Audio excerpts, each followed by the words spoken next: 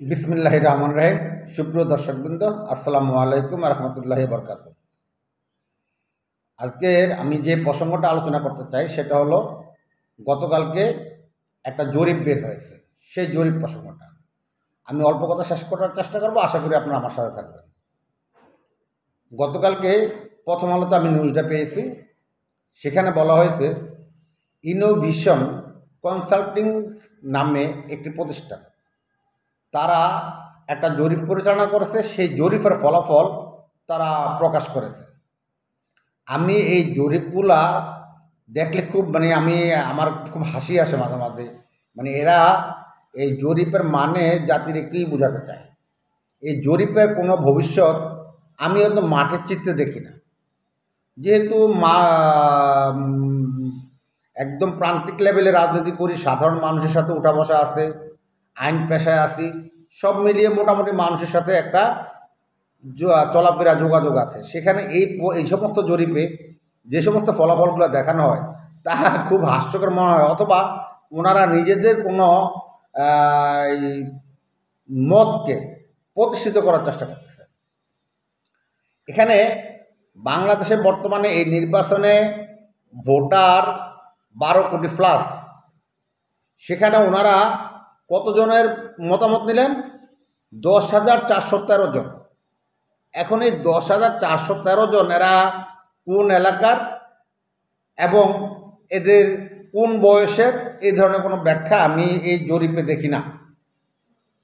সুপ্রিয় দর্শকবৃন্দ, 12 কোটি ভোটারের দেশে আপনি যদি 10,000 ভোটারের মতামত নিয়ে 12 কোটি ভোটারের মনে করেন চিত্রটা তুলে ধরলেন, এই কথাটা টোটালি যুক্তিযুক্ত বলে আমি মনে করি না।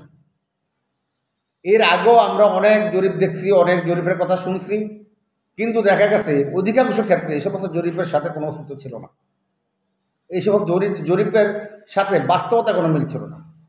আপনাদের মনে থাকার কথা, 1991 সনের 27 ফেব্রুয়ারি যে নির্বাচনটা হলো, বাংলাদেশে বলা হয় যতগুলো নির্বাচন হয়েছে সে নির্বাচনটা অনেকটাই নিরপেক্ষ। যদিও আমরা যারা জাতীয় পার্টি করি আমাদের একটা ভিন্ন মত আছে। যাই হোক, সেই নির্বাচনের পূর্বে সকল জনমত জরিপে দেখা গেল আওয়ামী লীগ ক্ষমতা আসতেছে এবং বিশাল ব্যবধানে আওয়ামী লীগ ক্ষমতা আসতেছে। নিকটতম প্রধান বিরোধী দল হচ্ছে জাতীয় পার্টি। সেখানে বিএনপিকে আলোচনায় রাখা হয় না, এবং বিএনপির কোনো সাংগঠনিক ভিত্তি আছে, অথবা বিএনপি ক্ষমতা আসতে পারে, অথবা সে বিএনপি ভালো একটা ফলাফল করতে পারে, এই ধরনের কোনো কিছুই আমরা ওই জরিপে দেখি নাই। কিন্তু অবাক করার মতো বিষয় হলো 91 নির্বাচনে বিএনপি একক সংখ্যাগরিষ্ঠ দল হলো এবং জামাতের সমর্থনে তারা সরকার গঠন করলো। তাহলে এই যে জরিপটা, এটা কিছু মানুষকে বিভ্রান্ত করা।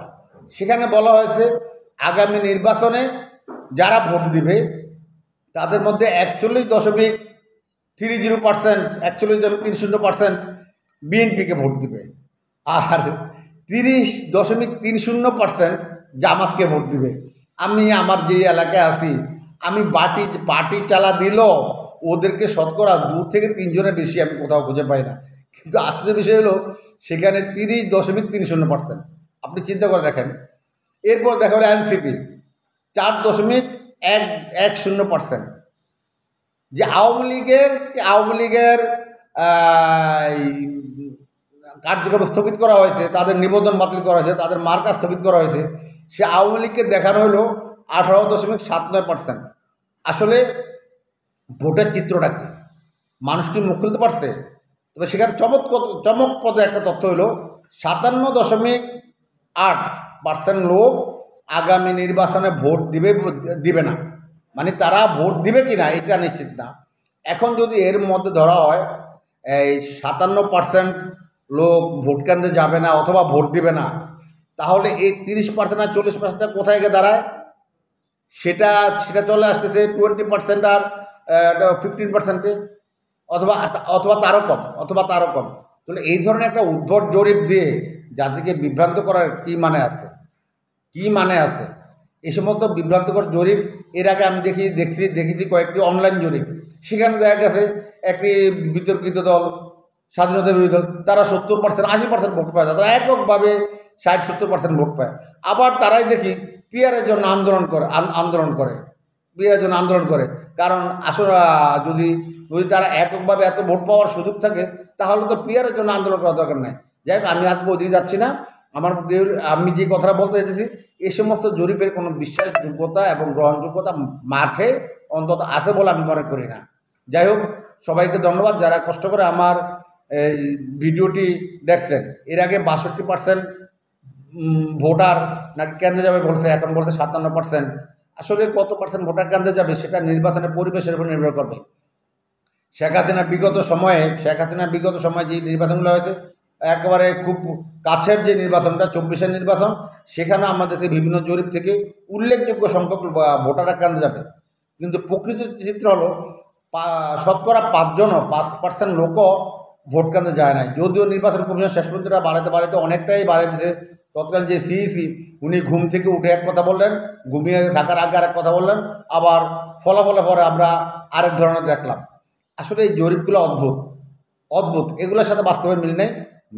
কত পার্সেন্ট ভোট যাবে সেটা নির্ভর করবে নির্বাচনের পরিবেশটা কীরকম, সেই নির্বাচনটা ইনক্লুসিভ কিনা, এবং সেখানে ভোটারের নিরাপত্তা আছে কিনা, দেশের প্রতি যে কমিটমেন্টের জন্য যাবে সেখানে ভোটারের যে দেশের স্বার্থ এবং তার যে মতাদর্শ, তার সেই মতাদর্শের স্বার্থটা কতটুকু আছে, এগুলো নির্ভর করবে এই সমস্ত ফলাফলের উপর নির্ভর করে। শুধুমাত্র এখনও যেখানে নির্বাচন তফসিল ঘোষণা হয় নাই, আমার মনে হয় যে এই সমস্ত প্রতিষ্ঠানগুলো শুধুমাত্র মার্কেট পাওয়ার জন্য অথবা তাদের কোনো বিশেষ ব্যক্তি, গোষ্ঠী অথবা মতকে প্রতিষ্ঠিত করার জন্য এই ধরনের জরিপগুলো পরিচালনা করি।